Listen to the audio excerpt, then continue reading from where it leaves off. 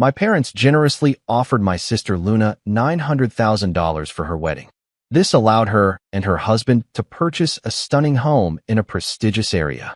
I was genuinely happy for her, although I couldn't help but feel a little ignored, considering the differences in how we were treated. While we thought Luna was the favorite child, she always got the latest gadgets and trendy clothes, while I grew up with hand-me-downs and worked part-time jobs from the age of 14 to buy the things I wanted. I learned from an early age to be independent and didn't expect much from my parents beyond the essentials. For years later, when my partner, Eilish, proposed to me, I was ecstatic. We envisioned a simple yet elegant wedding that wouldn't drain our savings. Surprisingly, my parents stepped in and offered to pay for the entire event. It was unexpected, especially since they had never shown such financial generosity towards me. Their involvement and enthusiasm made me feel recognized for the first time. The wedding day was exactly what I had expected, a modest and intimate gathering of loved ones. Yet, the warmth of that day soon cooled off when, just days later, my parents sent me a bill for the full cost of the wedding. Stunned and hurt, I decided to pay the bill and subsequently cut off contact with them to heal from this betrayal. Meanwhile, my sister Luna, angry at my decision, showed up at my door, creating a scene. Despite the confusion, the independence I had cultivated from a young age strengthened me during these difficult times, allowing me to move forward with my life alongside Eilish, free from the unequal expectations and disappointments of my past. During my wedding celebration, my parents actively participated, giving moving speeches and sharing dances that radiated pure joy. It was an exceptional moment in which I felt completely recognized and valued by them, almost as if they were truly proud of me. My husband, Eilish, and I were looking forward to our honeymoon the following week, although we had to finish some work obligations first. However, just 2 days after the wedding, I was surprised by an email from my father. Expecting perhaps a sweet note or a thoughtful wedding gift card, instead, I found a cold and formal message with a detailed invoice attached as a PDF. It outlined every expense they had incurred for the wedding, demanding prompt payment. The total was precisely $57,466, down to the cost of the last appetizer and flower arrangement. I was shocked, feeling like I had been punched in the stomach, and I was enraged when he saw the email. It wasn't the financial burden that upset us. We could handle the cost, but the principle. My parents had insisted on paying for the wedding, presenting it as a gift, and actively participating in the planning. However, now they were treating it as a transaction, reversing their initial gesture of goodwill. This felt like a stark contrast to the way they treated my sister Luna at her wedding, where they generously gave her $900,000 with no strings attached. The disparity in treatment between Luna and me had always been a subtle undercurrent in our family dynamics, but this act felt like a confrontation. After a restless night, I discussed our options and decided on a course of action. I decided to write a check for the full amount to settle the debt, but I also wrote them a letter. In it, I expressed my deep hurt and disappointment. I recounted my lifelong struggles since I was 14, struggling on my own while they lavished Luna with support. I explained how their offer to fund the wedding had initially seemed like a sign of equal love and appreciation, which made their subsequent demand for payment all the more painful. In my letter, I was candid about the years of emotional neglect and favoritism I felt they had displayed. This wedding bill was the final straw, a cruel deception that redefined our relationship. I stated clearly that this would be our last financial interaction. Thereafter, I would refuse any offers of help, support, or gifts from them, setting a boundary to protect myself from future disappointment. This decision was not easy, but was necessary to preserve my well-being and dignity in the face of what I perceived as manipulation disguised as generosity. I decided I no longer needed anything from my parents, not even the inheritance. I told them they could give everything to my sister Luna, as they used to do. I sent the check, bought a gift for my mom, and then blocked their numbers. I needed some breathing room, and Eilish, my supportive partner, agreed with my decision. Initially, I felt a sense of relief after I emailed everything. However, their silence in the following days was deafening. I heard nothing from them, which only intensified my feelings of resentment. Then, suddenly, a flood of messages began from distant relatives, aunts, uncles, and family friends. I was bombarded with calls and text messages accusing me of being ungrateful and over the top. They claimed my parents had always looked after me and that I was just blowing the situation out of proportion. Luna was no different. She called, accusing me of tearing the family apart. She argued that I should have just quietly paid the bill. It was typical of her to take their side, and why wouldn't she? I have not responded to any of them because I'm at a loss for words. On one hand, I feel like my actions were justified. After being treated like the lowest priority for so long, I saw this as the breaking point and an opportunity to stand up for myself. But on the other hand, I wonder if I'm being too sensitive. It was unreasonable to expect them to treat my wedding like they had Luna's, as a gift. Maybe I should have just quietly dealt with the bill and moved on. Alish's family has been incredibly understanding throughout this ordeal. Her parents were horrified to hear how my family had treated me and called us daily. However, the continued disapproval of my own family is getting to me. I'm starting to doubt if I made the right decision. Should I have tried to argue things with my parents before cutting ties? Or was I right to set boundaries after feeling undervalued for so long? Now, I'm really at a crossroads, not knowing if I'm the one to blame. Part of me feels like I had every right to be upset and stand up for myself, but another part of me wonders if I just caused an irreparable rift in my family. Maybe I should reconsider my approach, but I'm still figuring out the best way to move forward. Since my last update, things have only gotten worse. I never imagined that sending a check and a letter would spark such consequences, but here we are. Yesterday, I received an unexpected email from my mother that I hadn't blocked because it came from her work address. The email was long and preachy, revealing that the bill they had sent was not to be taken seriously. She claimed that they never intended to cash the check. According to her, the whole scenario was a test of my financial responsibility, a life lesson they made up to see how I would react. Once they felt I had learned my lesson, they planned to destroy the check and surprise me with a wedding gift of $300,000. I was stunned by what I read. A life lesson? How could my parents play such a deceitful game with their adult daughter? It became apparent that their actions were not about love or justice, but about exerting control. They wanted to see if I would submit or defend myself. It felt manipulative and harsh. Without thinking twice, I deposited the check via mobile banking, determined not to let them rip it up after knowing their true intentions.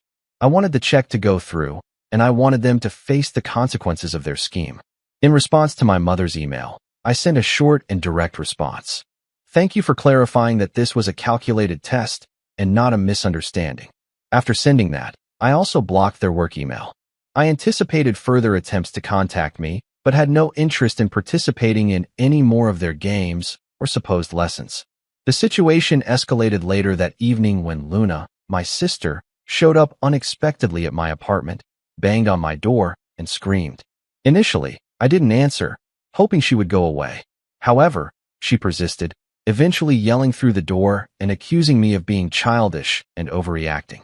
She argued that our parents were trying to teach me something valuable, but I couldn't see any merit in their methods. My parents had always been concerned about my spending habits, and to teach me responsibility, they made some decisions that didn't sit well with me.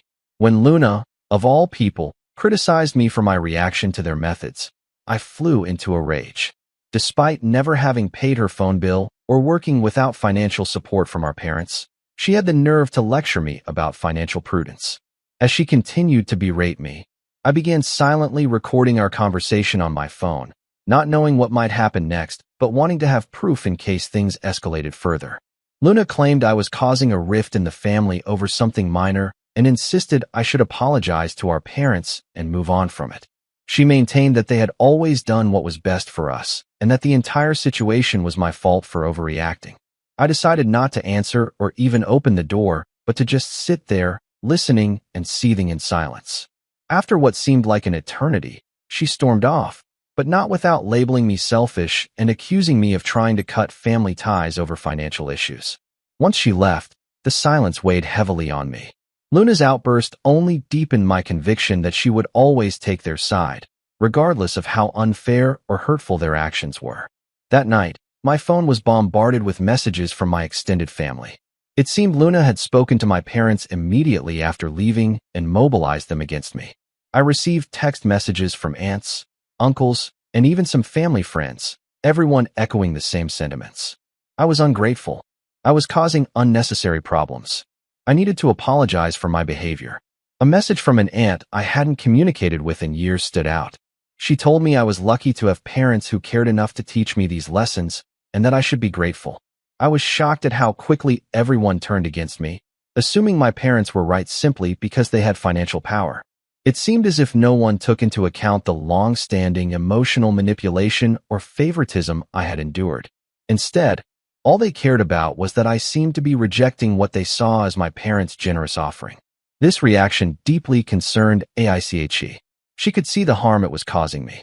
She frequently suggested I step away from social media and turn off my phone for a while to find some peace. Leish also reminded me of the countless times my parents had shown a clear preference for my sister, Luna, and how they often used their wealth to exert control over us. The most infuriating part was the lack of clarity. My parents did not reach out to explain their position. They seemed content with their version of events, presenting themselves as misunderstood benefactors and me as the ungrateful daughter who had blown the whole situation out of proportion. I began to question my approach. Maybe I shouldn't have sent that confrontational letter or blocked them. Maybe a face-to-face conversation would have been more productive. Although the experience reminded me of how those arguments typically played out, my feelings would get distorted and I would end up apologizing for feeling hurt. It was an exhausting cycle I had been stuck in for years. I wasn't sure I had the strength to endure it again. For now, my focus is on the life Leish and I are trying to build together. We hold on to hope and look forward to better days. I want to thank everyone who reached out with feedback, advice, and personal stories. Your kindness has truly been a beacon during this difficult time. The past few days, I have been caught in a storm of emotions, and your support has been incredibly valuable to me. Despite my efforts to remain resilient, recent events have taken another surprising turn. A few days after Luna's visit, I received a phone call from my uncle, my father's brother, whom I had not spoken to in many years. Given our lack of closeness and the recent pressures from other family members to reconcile with my parents, I braced myself for a similar message from him. However, what he revealed instead was shocking and reframed my understanding of the situation. He began by explaining that he had found out about my circumstances through family gossip and felt compelled to contact me. Shockingly, this was not the first time my parents had engaged in such disturbing behavior. He recounted a similar incident from 7 years ago involving him and my grandparents, my father's parents. Back then, when he resisted their controlling and manipulative tactics, they tarnished his reputation within the family, falsely accusing him of theft and ingratitude. During that time, my father did not support him. Instead, he sided with my grandparents, causing a deep and lasting rift between the siblings. My uncle shared that he felt abandoned by my father and that it had taken him years to understand and accept the dysfunctional dynamics within our family. His stories mirrored my own experiences, illustrating how my grandparents had used financial leverage and manipulation to dominate him, just as my parents were attempting with me. The more my uncle talked, the clearer it became that my parents' actions were not isolated or unusual, but part of a long-standing family pattern of behavior. This cycle of manipulation originated with my grandparents. My father, once a participant in his brother's ordeal, was now perpetuating the same role against me. This revelation not only changed my view of the current situation, it illuminated the generational shadows that had long influenced our family dynamics. My uncle shared a personal story that resonated deeply with me. He had chosen not to adhere to my grandparents' strict expectations, a decision that had serious repercussions. After their disagreement, my grandparents cut him off completely, severing emotional and financial ties, and even going so far as to tarnish his reputation within the family. He was labeled an outcast, and many relatives still cling to those fabricated stories. He claimed their actions were a means to exert control. When they realized they could no longer influence his decisions, they chose to erase him from their lives completely. Listening to his account was disturbing, as it reflected my current situation. I had recently chosen not to conform to my parents' manipulative strategies, which upset them greatly. Instead of seeking to understand my point of view, they turned the family against me. This terrible experience illuminated the pervasive and toxic cycle within our family dynamics, which were deeply rooted in control and manipulation. During my conversation with my uncle, I was left reflecting on the totality of his experiences and their implications. It occurred to me that perhaps my father's harsh behavior might be fueled by guilt, suspecting that he had unfairly abandoned his brother. Perhaps he was now overcompensating by reinforcing those same manipulative tactics. This revelation made me realize that my relationship with my parents and my sister, Luna, had always been based on obligation. They felt we owed them. Any deviation from this prescribed role was considered an act of betrayal. The more I reflected on these ideas, the more apparent it became that the problem was not me, but them. Their unresolved conflicts and unhealthy patterns they had inherited from their parents. In the days that followed, the family dynamics intensified, with Luna particularly active in rallying relatives against me. Even a cousin I was close to accused me of being selfish and disrespectful. Recognizing the need for change and understanding beyond simply adhering to imposed expectations, it became overwhelmingly clear that the message I was receiving was steeped in the same tired cliches everyone else had been repeating. Reading it was a chore. Growing up, love in my family always came with strings attached, whether it was financial assistance, emotional support, or even celebrating milestones like a wedding. After I decided to break away from their expectations, I found myself excluded and isolated, just like my uncle. Throughout this ordeal, Illich has been an unwavering source of strength. After an eye-opening conversation with my uncle, Leish and I had a heart-to-heart about our future. He assured me that together we could face any cost and reminded me that I was not beholden to anyone, not my parents, not Luna, and certainly not distant relatives who had taken it upon themselves to judge my life decisions. Their support has been a pillar of strength, and I am immensely grateful for it. However, even with Leish's support, I find myself dealing with mixed emotions. The psychological toll of my parents' conditional love was significant, and a part of me wondered if it was my fault. I pondered endlessly on possible ways to fix things without compromising my principles. There might be a way to reconcile without sacrificing my mental well-being. Amid this confusion, I received a voicemail from my father, his first attempt at communication since the fight. His tone was weary, not confrontational, as I had prepared for. He expressed his desire to end the conflict and was ready to talk if I was willing. There was no apology or acknowledgement of past wrongs. However, his message hinted at a change in his stance, perhaps an acknowledgement that he would not give in so easily this time. I hesitate to respond. Part of me longs to re-engage and explore if a genuine dialogue is possible, but another part suspects this might be another manipulative tactic designed to induce guilt. My uncle's words of warning echo in my mind. They may never acknowledge their mistakes. The way forward remains uncertain as I weigh the potential for an honest reconciliation against the risk of further emotional manipulation. It seems I was wrong in my earlier belief that things could be resolved simply because they should be. If I choose to talk to my father, I must prepare myself for the possibility that nothing will change. For the moment, I am still sorting through it all, the shocking revelations from my uncle, the myriad of messages from relatives, and my father's voicemail. It's all swirling around in my thoughts, leaving me unsure of my next steps. I'd like to think that my parents are capable of change and that they might start to see me as an equal instead of someone to control. However, I am all too aware that years of such treatment will not be undone with one conversation. For now, I'm taking life one day at a time. Leish and I are focusing on building our own lives, striving for a future that is healthy and devoid of the toxic patterns we've known in our families. However, I still struggle with doubt. Am I right in standing my ground? Or am I alienating the only family I've ever known? As much as I long for a definitive answer, I find myself in the same uncertainty. But maybe that's okay. I will continue to keep you updated as things evolve, but for now, I'm doing my best to navigate through this complex situation. Update. Hey everyone, I want to express my immense gratitude for your responses. Your advice and support have been crucial as I navigate this family crisis. When I initially posted, I was unsure of my desires, but your comments have sparked several significant insights. Many of you highlighted how I have been trying to work things out with my parents to smooth over issues and maintain a facade of normalcy. I have come to accept that going back to normal, whatever that was, is not necessary or even healthy. My relationship with my parents has always been strained, and for years I chose to overlook this fact.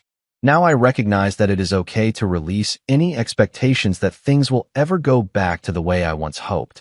Some of you have also suggested that perhaps I have been too generous in assuming my father's innocence. Reflecting on this, I see the patterns and dynamics that have shaped our interactions. For a long time, I held on to the hope that perhaps my father's behavior was fueled by guilt and that he could change. I thought his actions could be excused. His years of manipulation, favoritism, and emotional control were unjustifiable. No amount of guilt on his part could undo the damage he caused. That doesn't mean I have to forgive him without question, but I realized that for my peace, I needed closure. I had to close this painful chapter of my life, regardless of whether it included reconciling with my parents. With this in mind, I decided to confront my father, a step I felt necessary for my healing, not for their sake. When we met, the man who once filled me with fear seemed diminished, almost defeated. For the first time, he seemed genuinely remorseful. He didn't explicitly say sorry, but expressed regret for the mishap during the wedding and acknowledged the unfair treatment of my mother and sister, Luna. He even took steps to ease my discomfort by asking relatives to give me space. Unexpectedly, he attempted to return the money I had sent to cover the wedding expenses. He slid the check across the table, explaining that he and my mother wanted to make amends. However, I was ready for this. I firmly refused to take the money back, explaining that our problems were not just about money. It was about a lifetime of being made to feel inferior and the emotional strain it caused. I made it clear that returning the money could not undo the years of neglect and emotional turmoil. When I refused the money, I saw frustration in his eyes, as if he didn't know how to express his regret. Maybe, for him, offering the money was a symbol of his apology, but he did not address the deeper and long-standing issues. After I insisted that I would not take the money, he sat in silence for a while. Then, with a sense of desperation, he expressed his fear of losing me. He acknowledged that things had gone too far, and he did not want to lose me. Our family was falling apart. Even though it seemed like zero, I knew true reconciliation wasn't what he wanted, not in the way he expected. I wasn't interested in going back to the way things were, or pretending everything could magically be fixed. What I needed was distance, a meaningful break from the toxic dynamics that had plagued our relationship for so long. I told him I needed to get away from the family, explaining that this meeting was about finding personal closure rather than repairing our relationship.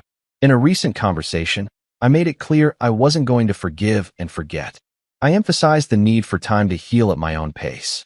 Surprisingly, he didn't argue or try to persuade me to come back. Instead, he simply acknowledged my feelings.